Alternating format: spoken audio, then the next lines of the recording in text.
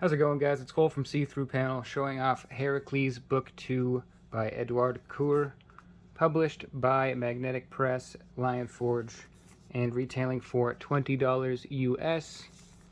As always, I'm not going to be spoiling anything too major in this book. This is the second book in the series. I did a video on the first. These are going to be rather short compared to some of my other videos.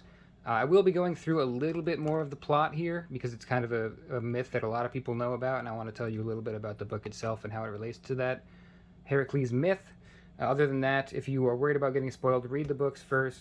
Start with this one, pretty golden cover, and come back and we can talk about book 2.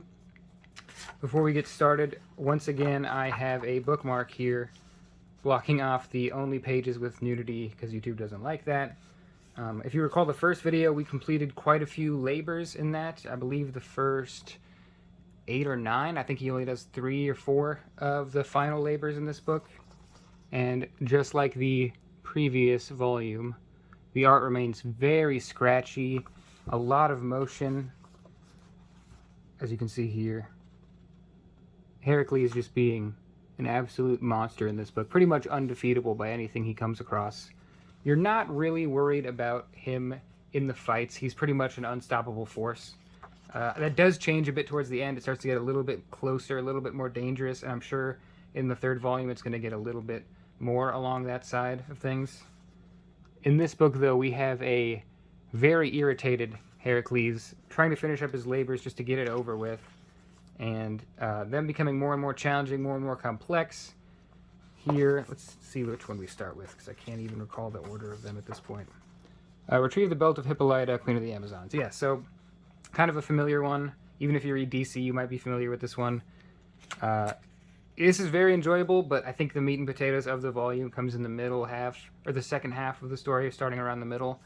It gets very intense and starts to evolve into something much more serious. It does remain jokey, and there's a lot of good sight gags and very dry humor in this.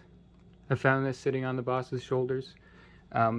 He does like to crack a joke here and there, but this does seem to be getting pretty dark, and I think it's going to continue that way in Volume 3 based on how this ends. I will be showing off the final pages because I think they're beautiful, and I really love Cour's artwork.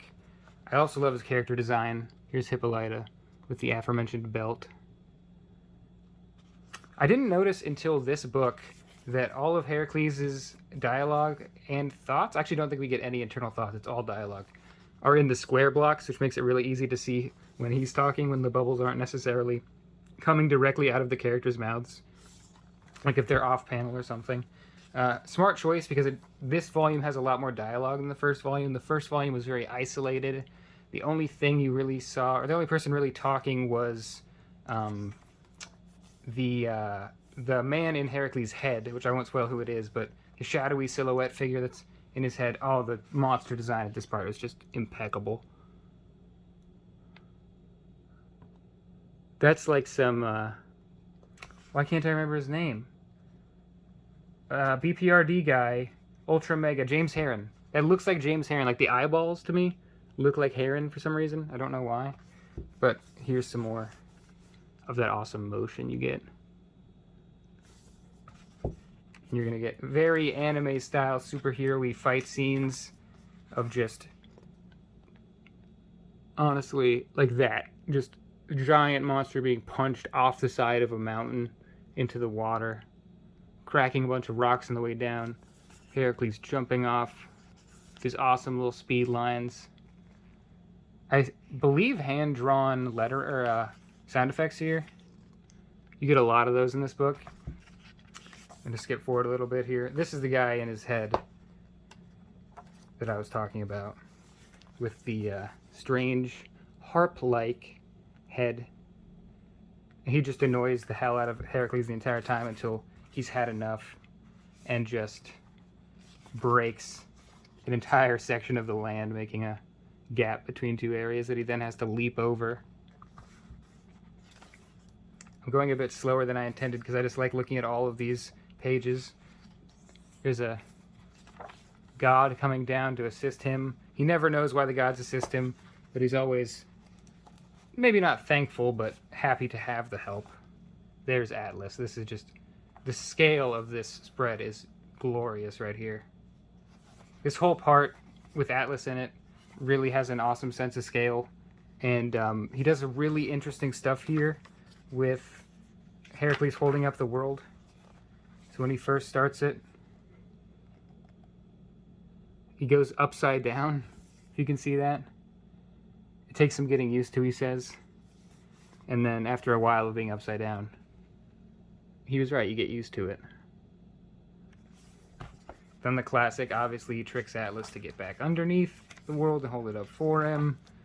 And then as he walks away, we go back to being upside down. I thought that was clever. Not entirely sure it was necessary, but it is very clever. I don't necessarily know what the idea is that when he begins to hold the world, he's holding it upside down like this. Is it just because it's so heavy that he feels like he's pushing against the earth, kind of, maybe? Like it's an unmovable force? I'm not sure. But regardless, it is very cool. This is where it gets crazy.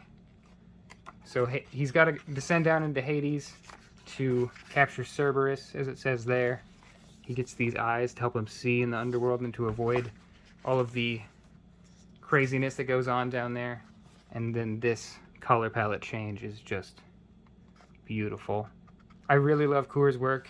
I'm not sure we have much options in terms of his work here in the States. I know he just recently did something in either 2022 or 2021, I think, that came out, and we don't have that yet, but it looks amazing. Like, the art looks so abstract. Even compared to this, it looks even more out there than this.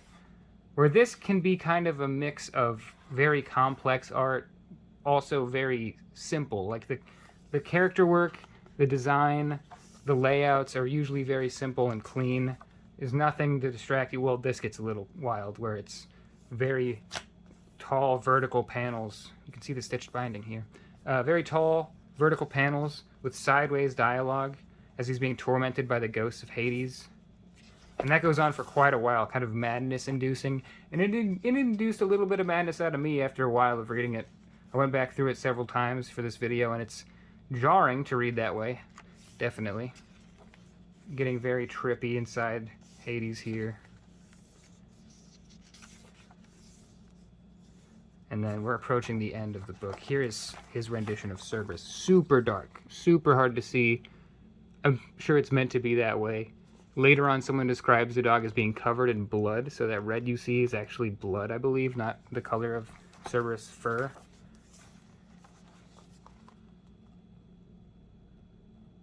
This reminds me almost of like Marth Valis, which I recently reviewed. Not in style, but it has that similar style where it's the very simple, cartoony outlines. The color really makes things pop here. It's not one-to-one, but it's a little similar to me in how easily readable it is. Like, very clean, very clear as to what's going on.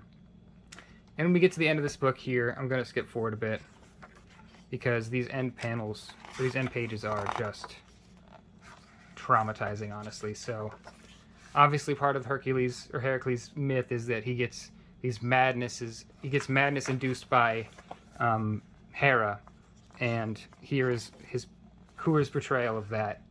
This vertical panel here is really, really something. The blue eyes, him looking up to the sky, almost as if he's angry, uncontrollably angry at Hera, but can't control himself, turning on the nearest person, which is his new compatriot, new friend, and just very, very brutal stuff. The color palette also has never been this. The entirety of the book, there's not been a lot of red, and this vertical panel work here is not very typical, other than the Hades thing I just covered. And then the look of sheer shock as he looks at his own hands. But yeah, this was just something else. This book gets very intense at the end.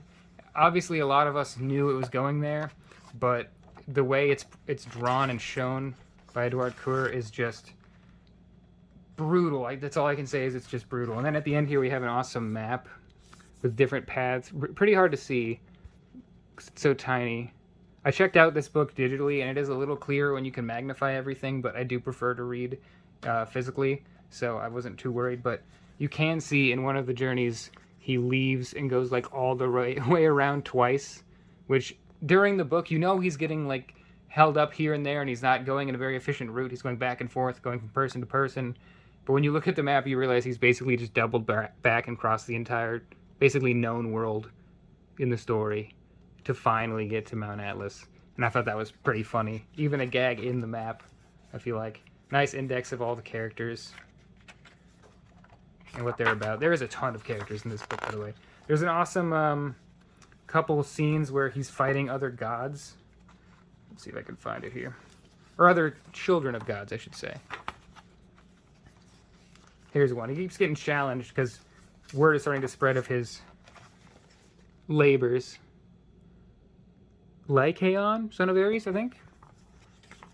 Just beats the hell out of him.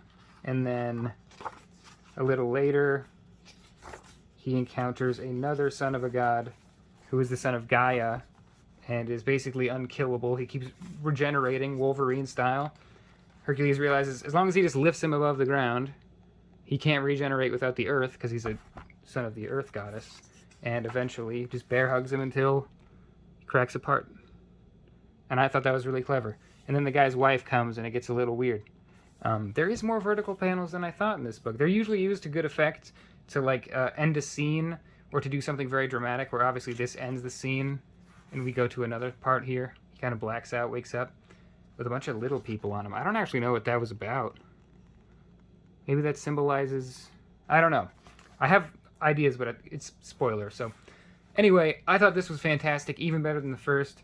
I'm going to say it. I enjoy this take on the Hercules myth more than The Hero by David Rubin. That book is awesome and has cool like sci-fi twist and a bunch of references to things that aren't in this book. But in terms of art, I never thought I'd say it. I thought David Rubin would be unbeatable for art style in terms of Hercules in this myth. It's too good for me. This style is just exactly what I would want out of something like this tone, and the jokes always land. There's a lot of comedy. There's a lot of dark humor. The fight scenes are so full of motion and choreography and things like that I can't help but just love it. Also, Atlas just looks so jolly. I love him. He's so innocent and jolly. But anyway, I've gone on long enough. Can't recommend these enough. I'm going to start book 3 here soon. A lot darker, harder to read on the camera. But yeah, I can't wait to read 3. I'm going to do a video on it. And then after that, we're going to be doing Dawn to Dawn Volume 3, which I'm really excited for. It's been like since February since I read Volume 2, but I know exactly where we stopped because I've been waiting in anticipation for the 3rd volume. So thanks a lot for watching, guys. If you've read these, let me know how you liked them. I think they're awesome. If you know other Hercules comic translation kind of things, comic medium, let me know because I just love every rendition of this myth that I've seen put to comics. So thanks a lot for watching, guys. Peace.